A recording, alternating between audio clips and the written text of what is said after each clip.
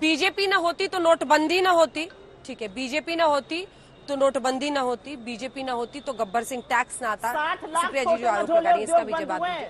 दूसरी तरफ वो ग्रोथ रेट कह रही है कि वो तो कोविड के पहले ही नीचे गिर चुका था, उससे पहले ही नीचे गिर चुका था। मजदूरों के मुद्दे पर आप और महिलाओं की सुरक्षा, दोनों ही मुद्दे पर घेर, जवाब दीजिए। देखिए अंजना जी, ऐसा है कि अगर कोई मूर्ख अपने आप को पूरे विश्व में सबसे ज्यादा विद्वान समझे तो इसका कोई इलाज है नहीं। अपनी बात करने के बाद भी बीच में चिल्लाता रहे। कालक पोतने की बात कर रही थी, मैंने तथ्यों से इनकी बात का उत्तर दिया। लेकिन मैं बता दूं, एक बार नहीं तमाम बार, और एक उदाहरण दे देता हूं।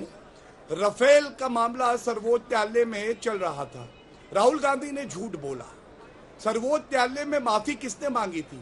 वही 51 साल का परिपक्व बालक था।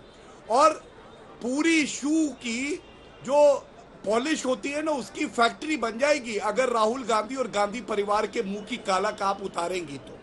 दूसरी बात, आप बात कर रही है कि प्रधानमंत्री जी कैसे वक्ता हैं, कैसे बोलते हैं। अरे आज पूरे विश्व में सबसे अच्छे वक्ता है वो। बोरिस जॉनसन को सुन लीजिए, भारत के नागरिकों को सुन लीजिए। लेकिन राहुल गांधी तो वो हैं जो शोक संदेश भी मोबाइल फोन में पढ़ के लिखते हैं। अरे 5वीं क्लास का बच्चा लिख देगा, लेकिन राहुल गांधी एक शोक संदेश नहीं। अभी रुक जाइए, अभी मत आइए, आप नहीं आने वाली, अब कांग्रेस खत्म है। तीसरी बात प्लीज, पूरा कर ले।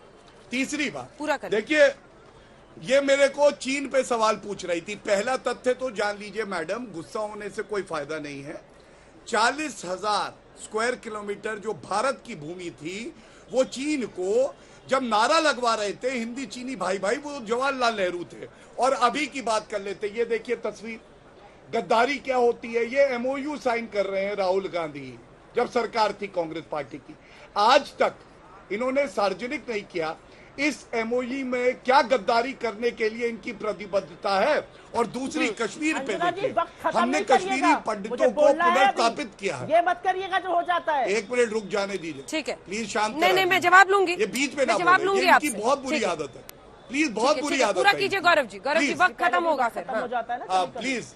ये यू करने से कुछ नहीं होगा। मैं आपको, ये क्या है, गर्दन हिला के कोई उत्तर नहीं आने वाला आपके ऊपर। चुप हो जाइए। इनके बीच में कोई नहीं बोलता, ये सबके बीच में बोलती है। सुनिए, गद्दारी का सबसे बड़ा प्रमाण बताता हूं क्या है। ये हाथ में तस्वीर है, ये कश्मीर की बात करेंगी। यासीन मलिक, इसने हमारे एयरफोर्स के जो 4 लोग थे ऑफिसर, उनको मारा। इससे चाय पी रहे। चुप होइए, चुप, पहले हुआ, चुप हो जाइए, चुप, बिल्कुल चुप। आज बिल्कुल चुप रहिए आप, बीच में मत बोलिए। चुप, एक सेकंड प्लीज, ऐसे प्लीज एक दूसरे से ऐसे बात मत कीजिए। अब समाप्त कीजिए। कोई गलत बात नहीं बोल रहा हूँ अंजना जी, इनके बीच में कोई नहीं बोला जी।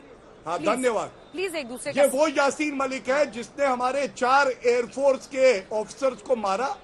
मनमोहन सिंह जी ने चाय पे प्रधानमंत्री आवाज बुलाया और पूछा, ये बताओ यासीन मेरे भाई, क्या कश्मीर की नीति रहेगी? आपको मालूम है अंजना जी फर्क क्या आया है? डंके की चोट पे कहता हूँ, ये यासीन मलिक चार्जशीटेड है, आज जेल की सलाखों के पीछे है। कश्मीरी पंडित अपने घर जा रहे हैं, उनको रोजगार मिल रहा है। और अनुच्छेद 370 में ये सुनिश्चित किया है कि वाल्मीकि समाज और महिलाओं को जो अधिकार से वंचित थे वो अधिकार मिल रहे हैं। इसका क्या उत्तर देंगी? मेरे एक प्रश्न का उत्तर दे दे। सोनिया गांधी, राहुल गांधी ने 1984 के दंगों की माफी क्यों नहीं? Please Gaurav ji please Gaurav ji please बोलने की आवश्यकता नहीं। गौरव जी प्लीज, सुप्रिया आपको प्लीज नहीं बोलना चाहिए, मैं शांत हुआ। झूलों पर पींगे चीन के राष्ट्रपति के साथ आपने लगाई, महाबलीपुरम में शहनाई आपने सुनी, 18 बार गलबैया आपने करी। चीन को सबसे बड़ा ट्रेडिंग पार्टनर पिछले साल भी 20 जवानों की शहादत के बाद आपने बनाया। लाल आंखें दिखाने की बात तो छोड़िए, मुंह से चीन का नाम लेने में आप घबराए। ऐप बैन करके नटंकी आपने करी और आप हमसे चीन पर सवाल पूछिएगा।